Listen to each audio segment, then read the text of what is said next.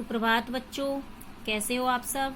आज मैं आपको पाठ पढ़ा रही हूँ जिसका नाम है कागज़ के लिफाफे। यानी आज प्लास्टिक का युग है, यानी प्लास्टिक की काफ़ी चीज़ें बनने लगी हैं, प्लास्टिक का हम काफ़ी उपयोग करने लग गए हैं, लेकिन और कागज़ के लिफाफों को हम भूलते जा रहे हैं।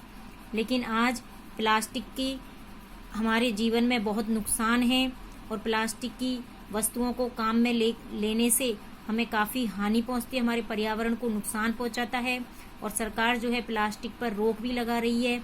तो वापस जो है कागज़ के लिफाफे का चलन आ रहा है, तो हम कागज़ के लिफाफे किस तरह से उपयोग में लेते हैं इसमें पढ़ेंगे। हिमांशु आज बहुत प्रसन्न था। वह अभी अभी पाठशाला से नई किताबें खरीद कर लाया था। 5वीं कक्षा की इतनी सारी किताबों के लिए अब जगह भी अधिक चाहिए।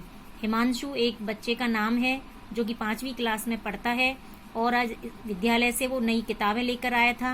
अब वो इतनी सारी किताबों को कहाँ रखे, उसके रखने के लिए जगह भी चाहिए। तो अलमारी का ऊपर वाला खाना खाली करना पड़ेगा। उसमें ढेर सारे कागज़ के पुराने लिफाफे रखे हैं। लिफाफों के ऊपर धूल की मोटी परत जमी हुई थी। यानी किताबें रखने के लिए उसे अलमारी का ऊपर वाला खाना खाली करना पड़ेगा, जिसमें क्या रखे थे, कागज़ के पुराने लिफाफे रखे हुए थे और लिफाफों के ऊपर मिट्टी जमी हुई थी। उसने लिफाफों को उतार करके और कूड़े की टोकरी में डाल दिया और अलमारी को अच्छी तरह से साफ कर दिया।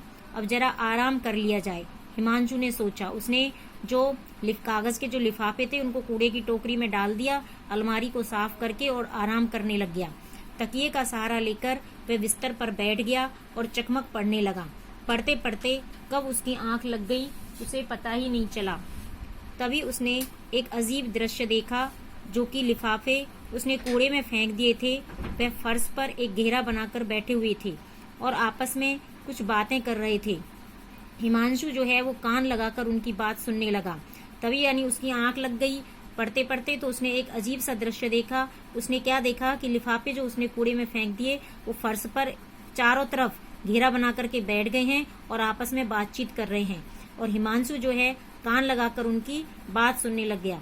अब किसी को हमारी परवाह नहीं। पहले हिमांशु की माँ और पिताजी हमें कितना संभाल कर रखते थे और जरूरत पड़ने पर इस्तेमाल करते थे।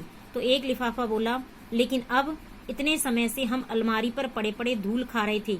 आज हिमांशु ने हमें वहां से उठाया भी तो सीधा कूड़े की टोकरी के हवाले कर दिया। इनमें से एक लिफाफा बोला कि इतने समय से तो हम धूल मिट्टी जम रही थी हमारे ऊपर और आज हिमांशु ने हमको यहाँ से उठाया भी तो सीधा किसमें कर दिया, कूड़े की टोकरी के हवाले कर दिया। फिर दूसरे लिफाफे ने कहा। तो बच्चों आज तक के लिए यही काफी है। पाठ समझ में आ रहा होगा। धन्यवाद।